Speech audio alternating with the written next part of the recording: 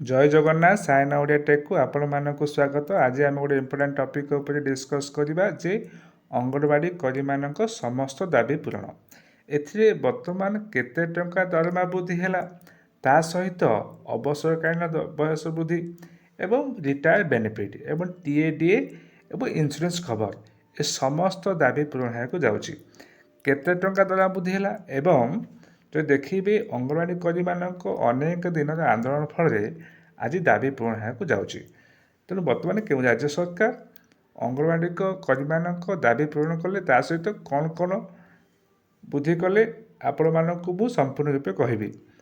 तेणु आपण मैंने वीडियो को शेष पर्यंत देखूँ जे बर्तमान क्यों राज्य सरकार अंगनवाड़ी कर्मी मानक समस्त दाबी पूरण कले। तेणु आम चैनल को सब्सक्राइब करूँ।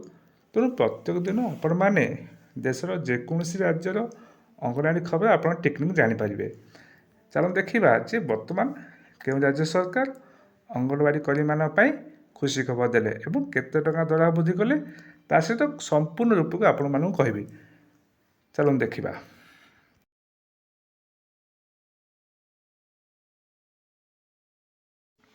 बर्तमान जो देखिए आंध्र प्रदेश सरकार बर्तमान अंगनवाड़ी कर्मी मानक समस्त दाबी मानिଛନ୍ତି ଏଠି। एंतु देखु ये इंश्योरेंस कवर बाला जो अंगनवाड़ी कर्मी मान लाइफ इंश्योरेंस था तार वृद्धि कर एक्सीडेंटल इंश्योरेंस अंगनवाड़ी हेल्पर हो वर्कर ये 2 लाख टंकार सहायता राशि पाइपर। ता सहित देखु ए प्राय 1 लाख उपर प्राय अंगनवाड़ी कर्मी आंध्र प्रदेश उपकृत हे। देखिए जे 42 दिन संघर्ष आंदोलन फल राज्य सरकार समस्त दाबी पूरण करने जाऊँगी। ये हूँ आंध्र प्रदेश सरकार ट्वीट।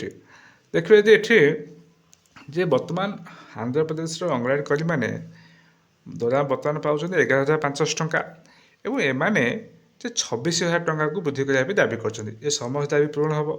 ता सहित समस्त मिनी अंगनवाड़ी वर्कर को मेन अंगनवाड़ी वर्कर सहित प्रमोशन एवं जो बर्तमान थिला मेडिकल लिव्स ये ग्राचुईटी समस्त दाबी पूरण कर सहित रिटायरमेंट बेनिफिट एवं पेंशन ए समस्त ये दाबी पूरण कर घोषणा कर। जो देखिए जो अंगनवाड़ी कर्मी मान टीएडीए सुविधा टीए आ डीए सुविधा रहा सहित अवसरकालीन बयस वृद्धि एवं बर्तमान अंगनवाड़ी कर्मी मान बयस अवसर बयस अंगनवाड़ी वर्कर हेल्पर 62 वर्ष को वृद्धि कर घोषणा कर स्वतंत्र अंगनवाड़ी सेंटर बा अंगनवाड़ी गोटे बिल्डिंग कंस्ट्रक्शन करने राज्य सरकार प्राय 66 करोड़ उपर ये कौन ना घोषणा कर सहित समस्त दाबी पूरण होगा जाऊँगी। तेणु खूब शीघ्र आंध्र प्रदेश राज्य सरकार जुलाई मास ठारू समस्त दाबी पूरण कर घोषणा कर।